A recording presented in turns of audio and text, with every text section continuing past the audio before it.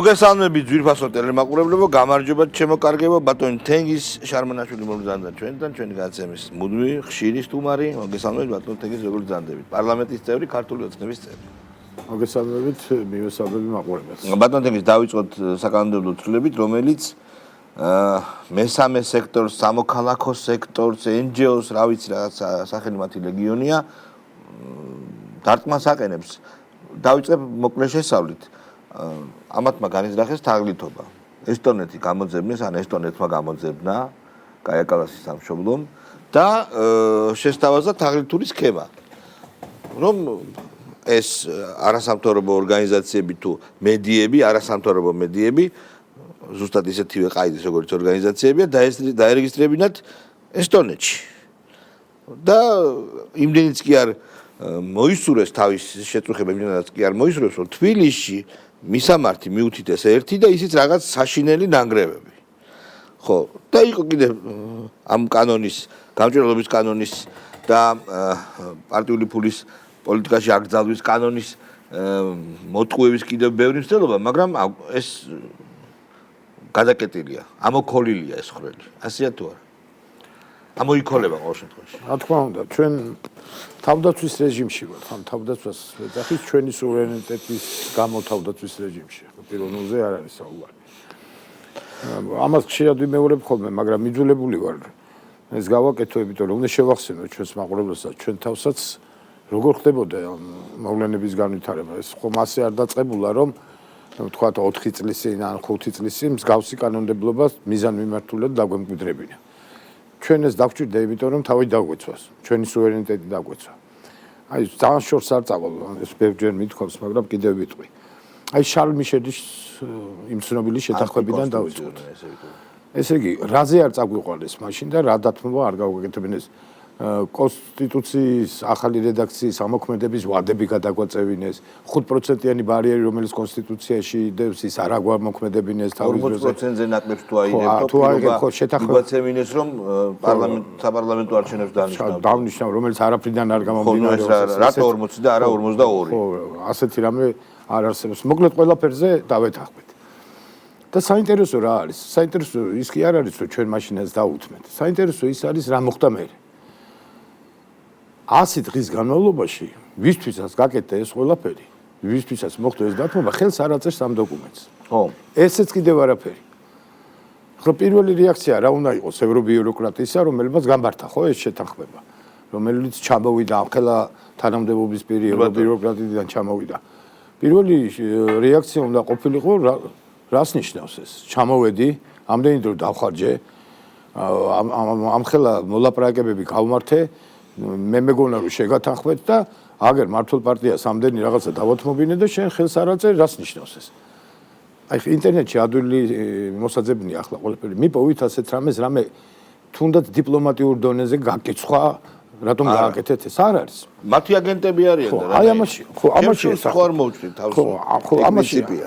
ამაშია საქმე. ეს არისო იმისთომ გაკეთებული, რომ თქვათ შიდა დაძაბულობა მოეხსნათ საქართველოში და თქვათ კეთილი ნაბიჯები გადაედგათ, დაგხმარებოდნენ ამ საკითხში, რომ აქ იმაზე კი არ არის ლაპარაკი, რომ საზოგადოების ინტეგრაცია მაინდამაინც ერთ ჭკუაზე ყველა სიარულს არ ნიშნავს, ეს ნიშნავს, რომ ყველა ერთი თამაშის წესს ვემორჩილებით. და შეიძლება ერთ შეხედვით იმას მოჩვენებოდა, რომ ევროპა გვეკაჩება იქითკენ, რომ დაადგინეთ თამაშის წესები და ყველა დაემორჩილეთ ამ თამაშის წესებს. ასე არ ყოფილა. გადაარჩინეს ეს სიკვდილის პირას მისული მაშინდელი ოპოზიციური მოძრაობა და რისთვის გადაარჩინეს? იმიტომ კი არა, რომ პოლიტიკური მოღვაწეობა გაეგრძელებინათ. რევოლუციური გზა რო გაეგრძელებინათ. დესტრუქცია რო გაეგრძელებინათ. გადატრიალებები რო დაეგეგმათ და ასე შემდეგ. აქედან არის გამომდინარე, რომ არ გაკეცხეს, რომ რა ვთქვი, ამ ხელა რაღაც გამომართე და ხელს არ აწერ. აი პირდაპირ გააკეთეს მაშინას. და ეს გამომჟღავდა შემდეგ 5 მცდელობა იყო რევოლუციის და ნებისმიერ კიდე 1900-ს ვიტყვით პარლამენტში არ შემოსვლები და უამრავი დესტრუქციული ქმედება გარდა იმისა, რასაც ქუჩაში აკეთებდნენ და ცეცხლს აჩენდნენ პარლამენტში და ასე შემდეგ. ამის გამოძახილია ეს ყველაფერი. ყველაფერი არის დაფინანსებული, დაგეგმილი, გაკეთებული რევოლუციის მოსაწყობად, არეულობის მოსაწყობად, ძალისმიერი მეთოდებით ხელისუფლების შესაძლებლად. იმიტომ რომ ერთ რამეში ნამდვილად დარწმუნდნენ, რომ მათ არასდროს არ ეკნებათ ის რეიტინგი, რომ ლეგიტიმური გზებით მოვიდნენ ხელისუფლებაში. და ამიტომ დაისახეს ეს მიზნად, რომ არალეგიტიმურად გავაკეთოთ. და აქეთაც რომ მოვდივართ, ზუსტად იგივე გაგრძელდა. ჩვენ პირველი კანონი რომ მივიღეთ, თქვათ, გამჭვირვალობის თაობაზე, ხო ძალიან მარტივი კანონი იყო. ასეთი ლიბერალური კანონი, ვისაც აქვს გამჭვირვალობის რეგულაცია, არ არსებობს ბუნებაში. თითქმის არ იყო არანაირი რეპრესიული ღონისძიებები ჩადებული, არაფერი ისეთი არ იყო. ერთადერთი იყო რომ დაადეკლარირე და ხალხმა იცოდეს საჯაროდ რა ფულში. თუმცა მე გამკაცდა ფარას ეგრეთ წოდებული ფარას კანონი მივიღეთ. არა, თავიდანვე ხო სხვათა შორის არ იყო ესეთი ხალხის ზალა გვთავაზობდა რომ პირდაპირ ფარა მივიღოთ და არ და მართლმა პარტიამ მაშინელმა არ დაუჯერეთ და უთხარით არა. საქციები არ იყო მაშინ კაფიოდ განსაზღვრული პირთა მიმართ, მათ შორის იურიდიულ პირთა მიმართ, რომელიც დამალავდა შემოსავლებს. ეხლა უკვე ცხადია ყველა. რა მოყვა ამას? ხო შეიძლება და ჯერ დაიწყეს იმის მტკიცება რომ ეს რუსული კანონია, აბსოლუტურად სიგიჟე. დიდი სიგიჟე და ტყუილი. კარგით ამას თავი დავანებოთ. მე თქვენ რომ ჩვენ ამას არ გავაკეთებთ. ჩვენ საჯაროებაზე წამოსვლელები არა ვარ და ისევ ეს ევრობიუროკრატები და ზოგიერთი ევროპული ქვეყნის ლიდერებიც მხარში ადგნენ მათ და მაშინ ჯერ კიდევ ბაიდენის ადმინისტრაცია იყო ამერიკაში და მთელი მისი შემადგენლობას დაუდგა ამ საქმეში. ისევ ფარული ზრახვები, ისევ ფარული დაფინანსებები, ისევ ამ გზას დაადგნენ. მე უკვე როდესაც კიდევ უფრო ცოტა გამკაცდა და ფარაზე გადავედით, თან სალაპარაკო რომ არ ყოფილიყო, აი წერტილმძიმეც კი გადმოვიტანეთ. წერტილმძიმეც კი გადმოვიტანეთ. ერთადერთი პატარა ნიუანსი, რაც ჩასწორებული იქნა და ეს წინასწარ ვთქვით, რომ თეორიულად არ შეგვეძლოს სხვანაირად, იყო ის, რომ საქართველოს პრეზიდენტს არ აქვს უფლებამოსილება განახორციელოს ის საქმეობა, რომელიც კონსტიტუციიდან არ გამომდინარეობს. ანუ სხვა კანონებით ვერ განსაზღვრა პრეზიდენტის უფლებამოსილება, მხოლოდ კონსტიტუციით განისაზღვრება. და იქ რაც პრეზიდენტის უფლებამოსილება იყო, იქ აღმასრულებელი ხელისუფლების ხელმძღვანელი პრეზიდენტი ამერიკის შეერთებულ შტატებში ჩვენთან ეს უფლებამოსილებები აქვს საქართველოს მთავრობას. ხო, პრემიერს. მთავრობას. მთავრობას, ხო. მთავრობას არის ნაწილი, რომელიც პრემიერს აქვს, მაგრამ ძირითადი ნაწილი მაინც მთავრობას აქვს და იქ პრეზიდენტის მაგივრად ეწერა მთავრობა მეტი არაფერი. დანარჩენი ყველა მექანიზმი უცვლელად გადმოვიტანეთ. ადგენენ და ნუ კიდე რაღაც დეტალები სხვა კანონებში დაზუსტდა და გააკეთეს ის, რაც თქვით ახლა წაიღეს ეს გადაარეგისტრირეს ბალტიის ქვეყნებში და დაიწყეს ამ ყალბი თარგმნილი ესტონეთში ხაზი გაუსვათ. კაია კალასის სამშობლოში. კი ბატონო. ესტონეთი მე ბევრ სხვა ადგილასაც გამოჩნდა ცოტა კი ესტონეთი არის სხვა შორის ნოტა არის გასაგზავნი ჩემი აზრით. და გააკეთეს ასე. მე გულდასაწყვეტი რა იყო იცი კიდე არის კაი ჯადაბა შენ თავი რაღაც ფარულ ოპერაციას აკეთებ, მაგრამ იმდენად თავხედურად რომ აკეთებ, ხო რომ ამას ღიათ აფიქსირებ. ევროკომისარი გამოდის და ამბობს რომ ქართულ კანონმდებლობას უნდა გვერდი აუვაროთ, ახლა ჩვენ რაღაცა ვეძებთ გზებსო. მე ელჩი ამბობს ხერჩინსკი, ახლა სიტყვა მაქვს და შემიძლია ვიპოვო ნახევარწუთში და წავიკითხო რომ არ გეგონოთ რომ ეს ჩემი ინტერპრეტაციაა. ის ამბობს რომ რაღაცაო ფულსო მიმართულებები შეუცვალეთო, ადრე რომ შემოდიოდა იმ მიმართულებებით არ მომდის და შეცვლილი მიმართულებებით შემოვიტანთ. ანუ პირდაპირ ამბობენ რომ საერთოდ არ გვაინტერესებს ეს თქვენი სუვერენიტეტი და რაღაცა. ჩვენ ამას ღიად ვაკეთებთ და ვაკეთებთ ესე თავხედურად. ახლა ძალიან გულუბრყვილები უნდა ყოფილიყავით, ან ძალიან გულგრილები საქართველოს მომავლისადმი რომ გვეთქვა რომ აი იყოს ასე როგორც არის და მე ვნახავთ რა გამოჩნდება. და არ დაგვეწყო რაღაც მექანიზმები ძიება, თქვათ ამის დასაბალანსებლად. აი ამან მოიტანა ეს კანონმდებლობა. იმას რასაც არ ვაკეთებდით 5 წლის განმავლობაში, იმდენ იქნეს რომ გაგვაკეთებინეს. რა თქმა უნდა ჩვენ ამას ლეგიტიმურად ვაკეთებთ, კანონიერად ვაკეთებთ, მაგრამ გვიწევს ამის გამკაცრება. გამკაცრებას დავარქვევ, თავის დაცვა გვიწევს. თავის დაცვა გვიწევს. დეკლარირებულად პირდაპირ თავხედურად აკეთებენ ამას. მეორე წაშალეს ზღვარი ყველაფერი გააკეთეს, ამი ცოტა ხან დავიხევ კიდე. პოლიტიკურ ორგანიზაციასა და საზოგადოებრივ ორგანიზაციას შორის. გამოიყვანეს ეს NGO-ები, რა ვიცი, რაღაც თითქოს ძირითადი მიმართულების მაჩვენებლები პოლიტიკაში ისინი არიან, გამოყავდათ მიტინგებზეც და ამბობდნენ, რომ უნდა გადადგეს ეს მთავრობა და ტექნიკური მთავრობა უნდა შევქმნათ ჩვენ. ჩვენი მიტინგებს. ესე პირდაპირ ამბობენ, რომ პოლიტიკა უნდა განვახორციელო მე. ეს არის ყოველად წარმოუდგენელი. ამაში აქვს მილიონები აღებული და ესე იგი მე ეს უნდა გავაკეთო. ნუ ეხლა რევოლუციის მასშტაბებს რო ყიდულობდეთ თუ რა თქვია პიროტექნიკის იმას რასაც ისროდნენ, პიროტექნიკა ვთქვათ ზოგადად. და მოლოდოვის კოქტეილებს რო ამზადებდნენ და სხვა დესტრუქციულ ქმედებებს ჩადიოდნენ და ესეც რო დაფინანსებული იყო და მათი გავლით ხდებოდა ეს ყველაფერი, ეს უკვე ყველამ ვიცით და ჩვენ მოსახლეობამ იცის და რომც არ მოუყვეთ მე და თქვენ პირდაპირ ეთერში უყურებდა რა მეთოდებს იყენებდნენ და როგორ იჭრებოდნენ თუნდაც ბოლოს პრეზიდენტის სასახლეში, როგორი მოწოდებებით. აი ეს კანონმდებლობა მოიტანა ამან. ეს ჩანაფიქრი რომ ქონოდა ამ 13 წლის განმავლობაში, სადაც მე-5 წელს განვახორციელებდით, მე-3 წელს განვახორციელებდით, მე-11 წელს განვახორციელებდით, მე-5 წელს განვახორციელებდით, მაგრამ არ ვაკეთებდით ამას, იმიტომ რომ თვლიდით რომ ეს შეიძლება საჭირო არ გამხდარიყო, მაგრამ იმდენი გააკეთეს, იმდენი უკანონოება, ანტიკონსტიტუციური ქმედებები ჩაიდინეს, ისეთი არალეგიტიმური შეტევები მოაწყეს საქართველოს სუვერენიტეტზე, და რა თქმა უნდა, ასე გულხელდაკრიფილი ვერ ვიქნებოდით და ეს კანონმდებლობაც ამის გამოსახვა არის და ამის გამოძახილია. მოდი ამას დავარქვათ სუვერენიტეტის დაცვის კანონმდებლობა, თავდაცვის კანონმდებლობა. თავდაცვის უფლება როგორც ადამიანს აქვს, ისე სახელმწიფოსაც. მე უბრალოდ რა მაინტერესებს, აი ეს არის ჩვენი უბედურება, ეს ხალხი რომ არის პოლიტიკაში, ეს არის უბედურება რა. რამდენი თემა ოპოზიციისთვის, რამდენი სალაპარაკოა. უამრავი. ფასები, განათლების რეფორმა და ასე შემდეგ. ძალიან ბევრი. და რამდენად დიდია სივრცე საღი, ჯანსაღი არგუმენტებით ოპონირებისთვის. ამ დროს ეს მართლაც ეს უიცები ესენი. დაზეპირებული ლაპარაკობენ რუსეთის რუს ოლიგარქზე, რუსეთზე და აქვს წარმოსახვითი წარმოდგენა რაღაც სამყარო, სადაც უკრაინა იმარჯვებს, რუსეთი მარცხდება, სადაც ევროპა ძლიერია ისევ, სადაც ნატო სულს არ ღაფავს. აი უდიდესი ცვლილებები მოხდა ამ 3 წლის განმავლობაში საგამომია. სამყარო არის რადიკალურად შეცვლილი და ეს იდიოტები, აი იქ 20-30 წლის წინანდელი მითებით სარგებლობენ. მაინც არა. აი ეს არის უბედურება. აი მაინც არა აქვს ლოგიკა. კარგი, გავყვეთ მათ ნარატივს და ვთქვათ, რომ რუსეთი მარცხდება. ან დამარცხდება უახლოეს მომავალში. ხო, ნუ ჩვენი ამოცანა იცვლება ამით? არა, მე რა ხდება?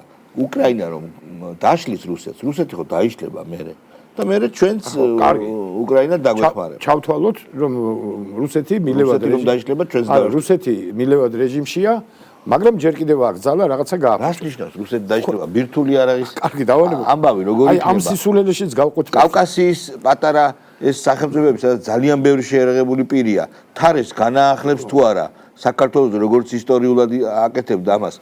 ეს როგორი კატასტროფაა მსოფლიოსთვის, ხო, აი ამას ვამბობ რა, ამ სიგიჟეშიც გავყვეთ. მაგრამ ახლა ჩვენი ამოცანა არის, რომ ფიზიკურად გადავრჩეთ და არ შევყოთ ისეთ ავანტურაში თავი, სადაც ქალაქები დანგრეული გვექნება. უკრაინის ავანტურა. ხო, 100,000-ობით ლტოლვილი გვეყოლება. ენერგეტიკული ობიექტი არც ერთი მთელი არ იქნება და სანთლის შუქზე ვივიდით მთელი საქართველო. თუ მით უმეტეს ეს მილევად რეჟიმშია, რუსეთი უნდა შევეტენოთ სანამ საბოლოოდ ესე იგი სიკვდილს გამოაცხადებს და მანამდე საქართველო დავანგრევინოთ. აი ლოგიკა სად არის? ჩვენი ამოცანა ხო არ იცვლება. ჩვენი ამოცანა არის, რომ ავანტურისტული ნაბიჯები არ გადავდგათ. საქართველო გადარჩეს ფიზიკურად, განვითარდეს ამ სიტუაციაში რაც შესაძლებელია და ისეთი გონივრული პოლიტიკა ვაწარმოოთ, რომ არ მოვახდინოთ პროვოცირება, თუნდაც მომავალში 5 წელიწადში რომ დაინგრეს იმ ქვეყანას დავანგრევინოთ ნახევარ წელიწადში საქართველოს მანამდე სანამ თვითონ დაინგრევა. აი სიგიჟე ხომ მოვყევი ახლა. ზღაპარი ხომ მოვყევი, მაგრამ წავყევი მათ უაზრო ნარატივს და იქაც კი არაა გამართლება, მიხვიდე და პროვოცირება მოვახდინო ამ ომის. ამიტომ ვამბობ ჩვენ რომ ეს ხალხი არის ასე არანაირი ლოგიკა არ გააჩნია ბათქმედებას. არანაირი ამაც ხვდება ქართველი ხალხი. აი ბოლო არჩევნებზე 1,20,000-115,000-მა თუ არ ვწდები კაცმა დაგვიჭირა მხარი. თითქმის გავიმეორებთ საპარლამენტო არჩევნების შედეგები.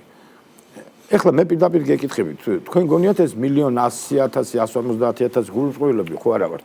არის ხალხი, რომლებიც არიან ჩვენი ფანატები, ფანები და დილ და საღამომდე ჩვენზე ლოცულობენ, რომ ესენი რა თქმა უნდა არიან გულმხრივალი ჩვენი მხარდამჭერები, ეს ძალიან დიდი რაოდენობაა წინააღმდეგ. მაგრამ არის გარკვეული რაოდენობა, რომელიც ჩვენს მხარს გვიჭერს, იმიტომ რომ გარშემო რომ გადახედა სხვა დანარჩენს.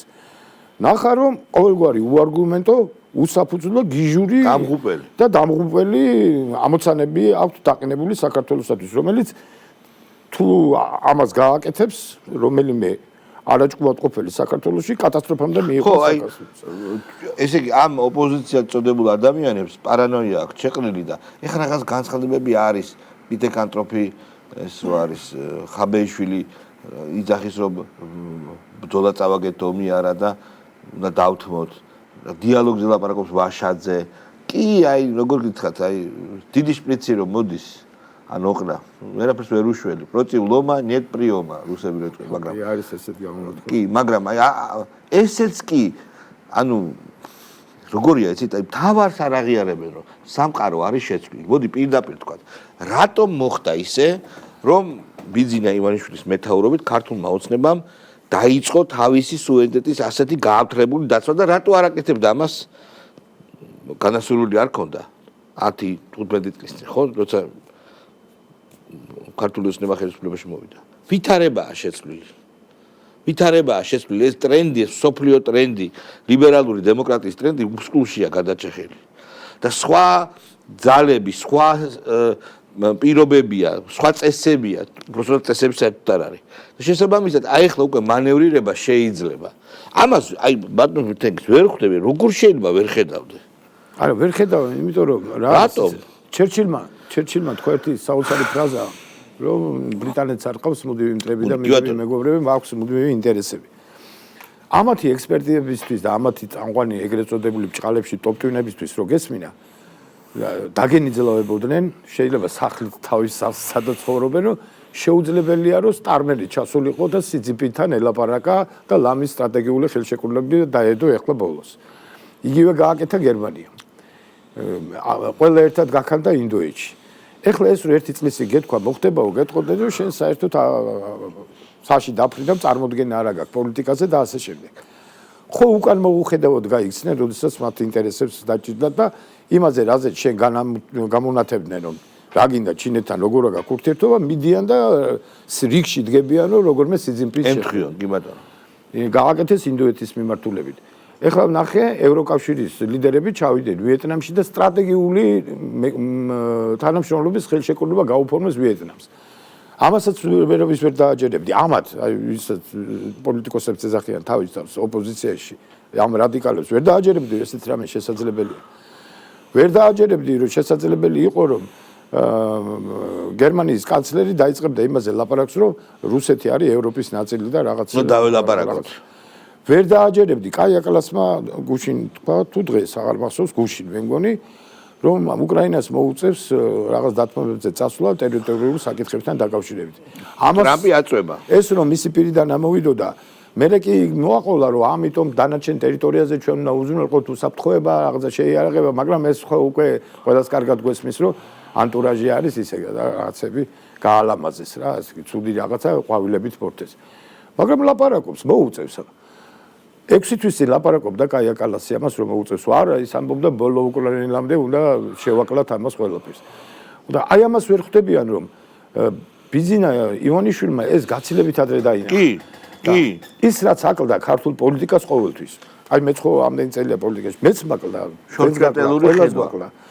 რომ რეალისტები ყოფილიყავით და რეალისტობიდან გამომდინარე პრაგმატულები გამختارიყავით. და მუდმივად გვეზუნა ჩვენს ინტერესებს და ცალშიფრინისთვის ცოტა თავი მიგვენებებინა. მინიმუმამდე მაინც დაგვეყვანა ყველაზე ცოტა რო ვთქვა.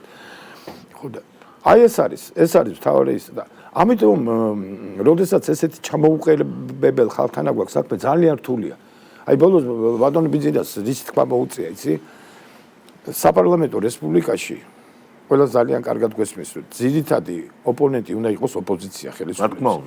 იმიტომ რომ მართალი აი თქვა ავიღოთ ბრიტანეთი.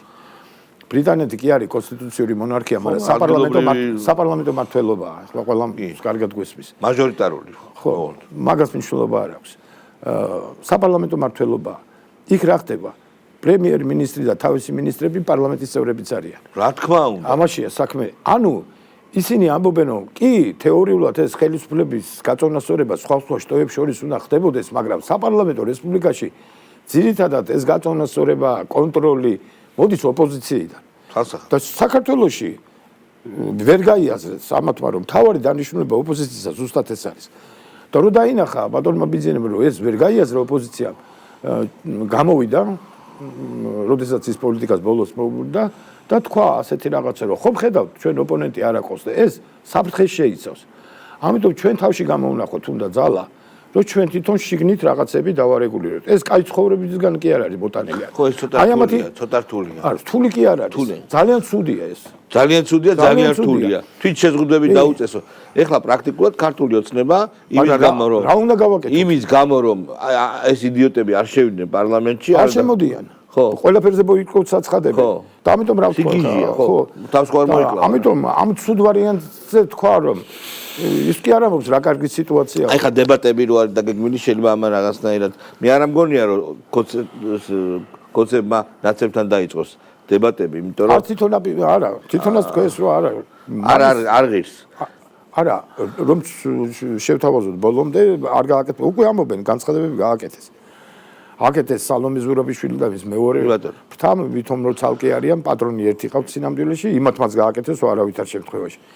ნუ ვიღაცებმა რომელიცაც დიდი ძალა უკვე აღარ გააჩნიათ პოლიტიკაში იმათმა კითხვეს რომ არა ეს დებატები უნდა იყოს კონსტრუქციული, უნდა იყოს საგნობრივი, ხო? აი რასაც მე ვთქვი რომ ამდენი თემა.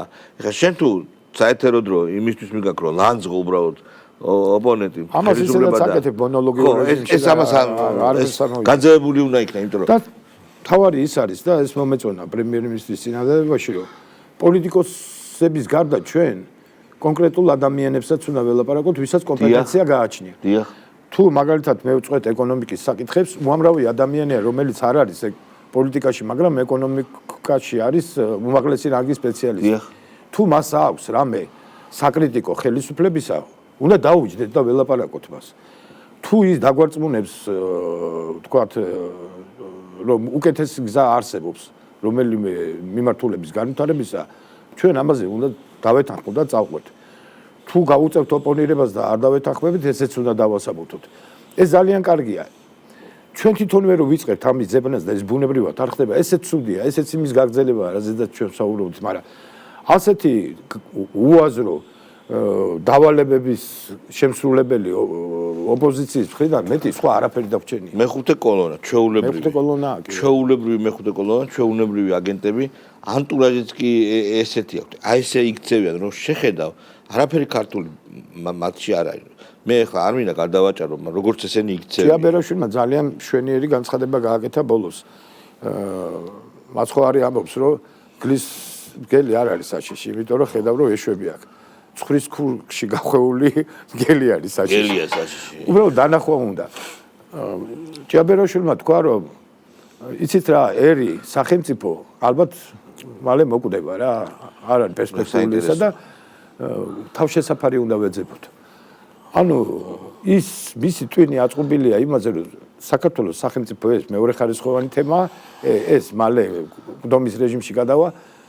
ხომ არ გახსენებთ მარქსიზმის გარიჟრაჟის იდეოლოგიას მაშინ და ისინი ამას ამბობდნენ. მარქსიზმი და უბრალოდ ლენინიზმი და ნაციონალური, მაგრამ ლენინმა შექმნა ნაციონალური მარქსმა დაიწყო პირველად ამაზე რომ ოჯახი მოკვდება ის. თუმცა მერე სტალინმა ეს ყველაფერი ძალიან მალე გააუქმა. სხვათა შორის და ნაციონალური რესპუბლიკები აღადგინა და მე ამას ვამბობ რომ ეს ის შაკეტილი წრეა რომელზეც ზბრუნავენ. ეხლა ჩვენ არ უღრმავდებით ამ იდეოლოგიურ არა, რას უნდა ჩაუღრმავდეთ, რაც არა აქვს. ხო, პრინციპში არ აქვს, მაგრამ დეკლარირებას აქვს. ეს ჭიაბერაშვილს აქვს ბევრი წიგნი წაკითხული, რომელსაც არანაირი სარგებელი არ მოუტანია მასთვის. თავად აი ეს მოქმედი გმირები, ეს ეგრეთ წოდებული აქტივისტები, ესენი აი აბსოლუტურად უვიცი ინსტინქტებით მოარული ბრბოარი რა. დარწმუნებული. ტრამპი მათ ულტრამემარცხენე ტროცკის ლუნატიკებს და პირდაპირ მაგას უწოდებს. ანუ იმიქით რადიკალი მარქსისტები არიან. პირდაპირ ამ ტექსტით ახლა ჩვენ არ ვადებთ ხელს როგორც რადიკალ მარქსისტებს, მაგრამ აგერ ნახეთ რა დეკლარირებას. ნებისმიერ შემთხვევაში ევროპის ბიუროკრატია გამოთქვას მზაობას, რომ ბევრი ფული მისცეს ამათ.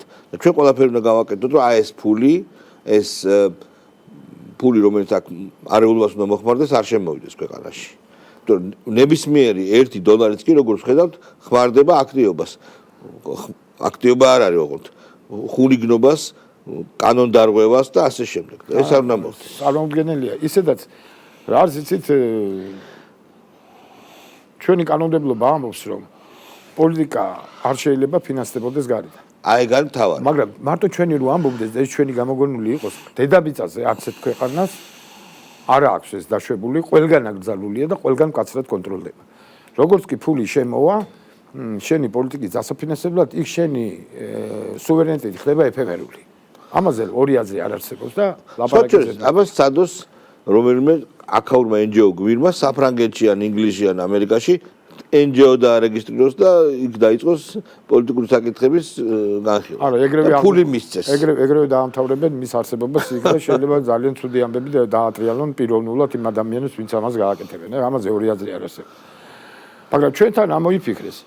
მოიფიქრეს ის, რომ ფორმალურად თვითონ პარტიები არ იღებენ ამ დაფინანსებას, მაგრამ იმავე ზუსტად იმავე საქმიანობით, ზუსტად იმავე მიმართულებებით, იმავე მეთოდოლოგიით შექმნილი აქვს ეგრეთ წოდებული არასამთავრობო ორგანიზაციები და მათი გავლით ახდენენ მეგონი ეს დამთავრდება. ამაზე ვილაპარაკეთ ჩვენ და ვთქვით რომ შენ თუ ხარ არასამთავრობო ორგანიზაცია დარში შენ ჩარჩოებში. თუ შენ მოდი ხარ ამ წადი პოლიტიკაში. ხო, ამ წადი პოლიტიკაში. თავი გრანტებს. მაგრამ ასე შეფარვით მოქმედების საშუალებას არ მოგცემ. ანუ ის რაც მარტა კოსიმ გითხრა რომ მე მომნახავ გზებს ეს შავი ფული უკანონოდ როგორ შემოვიტანო უკანონოდ საქმიანობისთვის საქართველოში და ჰერჩინსკი მიმართულებებს შეუცვლიო, მაგრამ ფული უფრო მეტი შემოვაო. ასე ღია თავხედურად რო გვეუბნებიან, ჩვენ რა თქმა უნდა თავდაცვის რეჟიმიდან გამომდინარე, კარგი გაგებით. ვალდებულიც არის სახელმწიფო სუვერენიტეტის დაცვის რეჟიმიდან გამომდინარე, ხვალაც გადავდგავთ ისეთ ნაბიჯებს, თუ ისინი ახალ რაღაცებს მოიფიქრებენ. ურმეს მადლობა ბატონო თენგის შარვანაშვილი იყო ჩვენი გაცემის სტუმარი, ყოველთვის მიხარია თქვენი მობრძანება. გოგა ხაინდროვა მოვა სულ მცირე ხანში რეკლამის შემდეგ.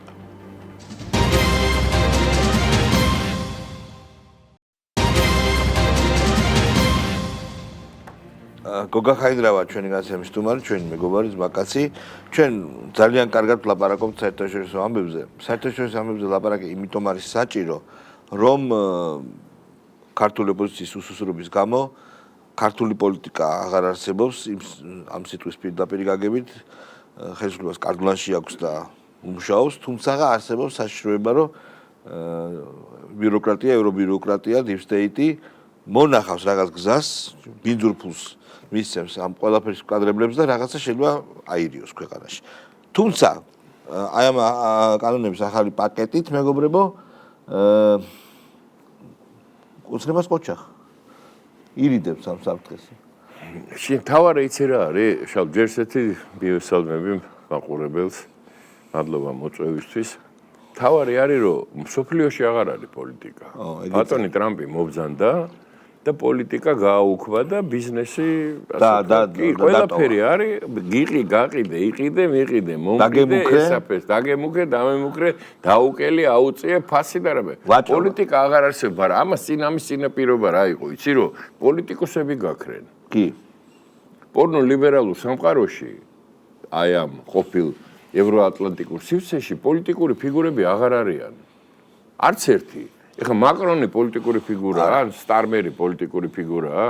არა. ან მერცი პოლიტიკური ფიგურაა? ეს არის სამარცხვინო ხალხი რა, რომელიც ეხლა ბაგათმაიერებმა იდარდონ და იმ სახელმწიფოებმა, რომელსაც ისინი წარმოადგენენ, მაგრამ პოლიტიკა და ეს გაანალიზა ეთყობა თუ მოვიდა, გადახედა, გადმოხედა, ჯერ ნუ ეხლა დავოსში და მიუნხენის კონფერენციაზე, რაც ამერიკელებმა ევროპას აკადრეს და ეხლა ბოლო გამონათქვამები თუ ვინმე თვალსადევნებს ტრამპი რას ლაპარაკობს, ხო, ნუ ეს თავმოყარეობის ნასახი რო გქონდეთ რა, ნასახი, აი ამ ხელა ელემენტი თავმოყარეობის რო გქონდეთ, უნდა წავიდნენ სულ ყველანი.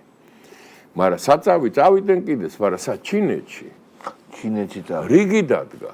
კი, სიზინპინთან მივიდნენ პაკლონზე მივიდნენ, იმიტომ რომ ხედავენ რომ ჯობიძია გაბრაზდა იმაში სურის, რა ქვია, ლაფში გააურია და წავიდნენ და იქ დადგნენ. შენ წარმოიდგინე, სანამდე დაეცა ბრიტანეთი, ეს დიდი ბრიტანეთი, ლავრომა თქვა კიდევაც ეს დიდი უნდა მოვაშოროთ, კი რა. საწავიდა ყოფილ კოლონიაში, რაც ბრიტანეთს სისხლი და უბედურება დამართა ჩინეთს. ოპიუმის ომები. 80 ხო, იქიდან მოყოლებული. ეს მივიდა და როგორც შნირი ისე იდგა ხუთდღიანი ვიზიტი გაგიგია საერთოდ, ხუთდღიანი ვიზიტი. და იქ ტიანანმენის მოედანზე რო დადიოდა თარგმნად და უყურებდა იქ თვითონ არ იცოდა იქ რა ხდება რა.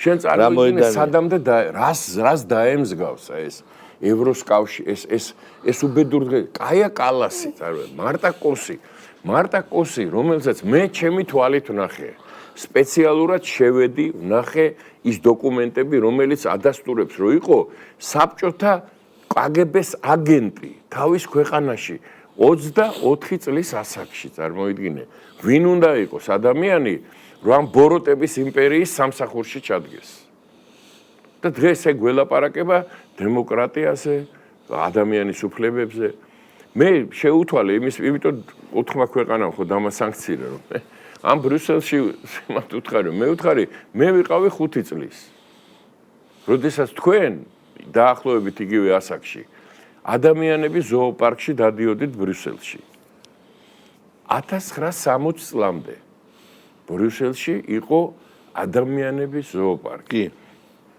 ტურები, მელები, მგლები, აისტები და აქეთ იყვნენ ადამიანები, ოჯახები მთელი. და ეს დღეს ვინც ხედან ბრიუსელის პარლამენტში, ეგენი ბავშვები რო იყვნენ, მშობლებს დაყავდათ იქ. აჩვენებდნენ ამას. იმას აჩვენებენ. და ამერიკის შეერთებულ შტატებში 1960 წლამდე საფიფარეშოში აროშვებდნენ შავკანიანებს. ბატონო. სადაც თეთრები შედიოდნენ.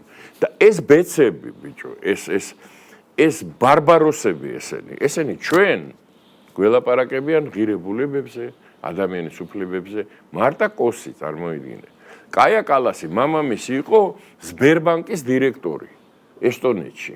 საბჭოთა სბერბანკის დირექტორი. შენ წარმოიდგინე, ერთხელ კი არ იყო უშიშროებაში გაფორმებული, 5ჯერ იყო, რომ ფული ჩაებარებინათ მაგის ესტონეთში. ბუნებრივია. და თან იყო საბჭოთა პროკლამაციების გამომშვები რა ამავე დროს. იმ ოჯახში გაიზარდა ეს ქალი და ჩემი ქმარიო რომ რუსეთთან ვაჭრობს მე არ ვიციო. არა, ეგ ჩემი ქმარიაო ჯერ. ხო, მე რა ვიციო, ჩემი ქმარი ფულს საიდან შეულობს, მე საიდან ეგ თუ არ იცი შენ ოჯახში რა ხდება, საგარეო საქმეთა მინისტრია ევროკავშირის და თავდაცვის მინისტრი არის კუბილიუსი, რომელიც იყო გარბაჩოვის პარტიის წევრი, პირდაპირ ღიად FSB-ს, მაშინდელი KGB-ს თანამშრომელი. ლიტვაში 90-იან წლებში შენ ეს რეგიონი კარგად იცით არა? დამყოფი ვარ არა ტერლიაცკისის ქვეყანაში რომელიც 27 წელი იჯდა წარმოიდგინე. და ეხლა ტერლიაცკისი გამახსენდა და არ შემიძლია რომ არ თქვა. ტერლიაცკისი იყო სინდისის პატიმარი Amnesty International. კი. მერაბ კოსტავა იყო სინდისის პატიმარი Amnesty International. რამდენიმე დღის წინ ციხიდან გამოვიდა სინდისის პატიმარი, რომელსაც დახვდა მთელი ოპოზიცია, რომელიც იჯდა 4 დღე. კი. აზრ ხარ რა ეწამა კაცი? შენ გესმის რა რეჟიმში იყო კაცი 4 დღე იჯდა. 4 დღე. და გამოვიდა. და იქ დაწერეს რომ გამოვიდა. სინდისის პატიმარი გამოვიდა გარეთ და დახვდნენ ტაშით ბართალია სარეცხი მანქანა არ გამოუტანია ციხიდან ამჯერად. არ გამოატანეს არც მაცივარი, მაგრამ თვითონ გამოვიდა და თავისუფალია დღეს სინდისის პატიმარი, რომელიც 4 დღე იჯდა. შენ გესმის რა წამებაა გამოვლილი ადამიანს. აი ამ რა ქვია ამას, აი ამ შიზოფრენიაში იმყოფება ეს ნაწილი, ეს სექტა, რომელსაც გონია რომ რაღაცას წარმოადგენს საქართველოში. ხო, მაგრამ აქ ძალიან მნიშვნელოვანი რა არის? ხილება მიდის მე მგონი ჩვენც კი არ ვამხელთ. თვითმხილება მიდის, თვითმხილება. ტრამპი არის ყველაზე კარგი დეზინფექტორი, ასე გამოვიდა. შეიძლება მის დაუნებურად. აი ეს ორმაგი, სამაგი სტანდარტები, როდესაც თავად ლაპარაკობენ, მაგალითად რუსეთთან რო ვაჭრობს ევროპა ნავთობით, ვაჭრობის მინისტრმა თქვა ამერიკის რიჩარდ ისედაც. ანუ მიდის პირდაპირ მხილება. ამ ფარისებლობაზე ლაპარაკს აზრი არა, ეს ყველაფერი, იმიტომ ეს ყველაფერი ყველაზე მნიშვნელოვანი იცი რა არის ჩვენთვის, ამ ქვეყნისთვის. ხო. რომ ეს საზოგადოება, რომელმაც 30 წელიწადი თითქმის მეტი 35. აი ამ უბედურება, ეს უდაბნო გამოიარა, რომელიც გამოიარა თავის დროზე ეგვიპტედან გამოსულმა ებრაელმა ერმა. კი ბატონო. დღეს იმდენად მომწიფდა, რომ აი ამ სიბეცეს სერიოზულად აღარ აღიქვავს. არც იმას შენ წარმოგიდგენია, მე ხო გეუბნები, ჩემ შვილიშვილზე საყვარელი ამ ქვეყანაზე არსება არ არსებობს ჩემთვის. რა თქმა უნდა. მე რომ მითხრან რომ 475 დღე ყოველ დღე 6 და 8-მდე უნდა მიხვიდე შენ შვილიშვილთან, შანსი არ არის რა, გამორიცხულია. შალვა. ეს რომ მომისაჯო, მაგას ვერ გავაკეთებ, ხო? ხო გეუბნები, აი გეფიცები რა, მისი ეგ არის ჩემი აი მაგით ცხოვრობ რა. სიტყვის აზრი. ანდრეათი რომ აი მოდის და რა ჩემ მაგრამ რომ ითხრას ახლა ვინ რომ მომისაჯო 427 727 დღე ყოველ დღე აუცილებლად ამ დროს უნდა შეიკრიბო შენ გულისხმობ ეგრეთ წოდებულ ქუჩის გადაკეთებას ფილარმონიასთან და უნდა მიხვიდე შენ შვილიშვილთან პარლამენტთან შანსი არ არის შენ წარმოიდგინე მდგომარეობა ფსიქოლოგიური იმათი ვინც 495,000 დღე ყოველ დღე ფილარმონიიდან პარლამენტამდე მიდის და ყვირის არ იქნება მშვიდობა, არ იქნება მშვიდობა.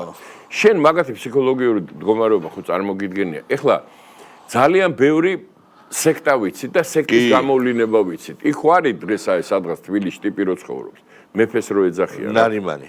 ნარიმანი. იქაც დგანან რა, ნარიმანი მეფე. ხო, რას ვერჩით იმათ? თუ დგან, არც ამათ ვერჩი. არა, ესენი აგრესიული. არა, არ ვერჩი ნახდათ, მეწოდებიან ერთადერთ შენ წარმოიდგინე, იქ არის ნაწილი, იმათი არიან თინეიჯერებს და ახალი გადასული, რასაც ახალგაზრდა. შენ წარმოიდგინე, სად უნდა იყო? ნინია კაკაბაძე ეს მამამისი იყო ერთ-ერთი თუ ვინმე ფილოსოფოსი იყო საქართველოში ახლა. მამარდაშვილზე არ ვლაპარაკობ, ის სოფლიო ვარსკვლავი იყო. კი ბატონო. ნინია კაკაბაძის მამა იყო. დედა მისი ჩემი პედაგოგი იყო ერთ-ერთი კინოცოდნე, ვიმე მახსოვს კი ბატონო. უნივერსიტეტში გვასწავლიდა კი ბატონო. ჭაბო ამირაჯიბის და ნათია ამირაჯი. ნათია ამირაჯიბი. ჩემგან უპატივცემულესი ქალბატონი. თუ შვილი ჭაბოას, თუ და? და, ჭაბოას და. და ნინია კაკაბაძე გამოვიდა და თქვა რომ მარეზის გამონათქვამებიო. აუ აბა რა ოჯახშია გაზდილი აბა წარმოიდგინე. აბა მაგას ვიძახე, ნუ ეხლა ხო წარმოგიდგენია მარეზის გამონათქვამებიო. უნდა ჩაწერილი იყოს მატიანეში, რომ საუკუნეების მერე თაობებმა მარეზის ეხლა ეგრო აი რამ უნდა გათქმევინოს ეგ როცა ასეთ მშობლები ყავთ. თუ ამ ინტელექტიდან მოდიხარ. ხო, ამ გარემოსიდან ადამიანი აი აქამდეა ჩასული რომ მარეზზე ლაპარაკ. შენ წარმოგიდგენე ეგ დანარჩენები ვინც არიან ფილარმონიიდან პარლამენტამდე რო ყოველ დღე დადიან იქით-აქეთ რა. სად არიან გესმის შენ? ისე ვიმეორებ, რომ მომისაჯონ 470 დღე თუ რა 7020 ყოველ დღე რომ მივიდე ანდრიასთან აი გარცუდად გავხდები რა ვეტყვი თქვენ კარგად ახათ რას როცა მინდა მაშინ მაგრამ ყოველ დღე დადიან ეს არის ან ფსიქიური აშლილობა ან იმის უკან დგას ან ორივე ერთად ხო ან ორივე ერთად სხვანაირად მარტო ფული და არ არის თან იცი რა გონია რომ შენ წარმოიდგინე 400 500 7395 დღე პოლიტიკურ პროცესში რომ მონაწილეობდა ფიგურა არ არის მარეზი არა მარეზის გამონათქვამი და ოპოზიციებით და დოროთე ესე იგი მარეზი და დოროთე დაბადა აი ამ 47819 ლაზარე ხო და მაგას გეუბნები შენ ხო არა ლაზარე ის წინა ეს სხვა მე ამ პროცესში ვიდე კარგად ვერ ვერკვევი ამ პროცესში ხო ვერეც ვერკვევი იმიტომ რომ შენ არა თვალყურს არა მე სადამ აქ შენ წარმოიდგინე რომ აი რასთან აგვაქვს საქმე და რა მოდიან და რა შედეგი არც არაფერი ნებისმიერ პოლიტიკური პროცესი არის პროცესი რაღაცით იწყება რაღაცა ვითარდება რაღაცა კულმინაცია აქვს მე ან მიიღებს რაღაც შედეგს ან არ მიიღებს ისიც არის ეს ჩვენც მაგალითად ვიყავით ერთი 5 წელი ქუჩაში მივიდეთ შედეგი ვერ მივიღეთ წავაგეთ რა სანამ ბიზინა ივანიშვილი არ გამოჩნდა და სანამ ქართული ოცნებამ ტრიუმფალური გამარჯვება არ იზეიმა მანამდე ჩვენ ოპოზიციამ აი რამდენი ენერგია, რამდენი ვიარეთ, გადავკეტეთ, გადმოვკეტეთ, რეები არ ვქენი, დაგვანგრიეს, დაგვარბიეს, გვაწამეს, რაღაცა, მაგრამ შედეგს ვერ მივახციეთ და ეგეც შედეგი იყო.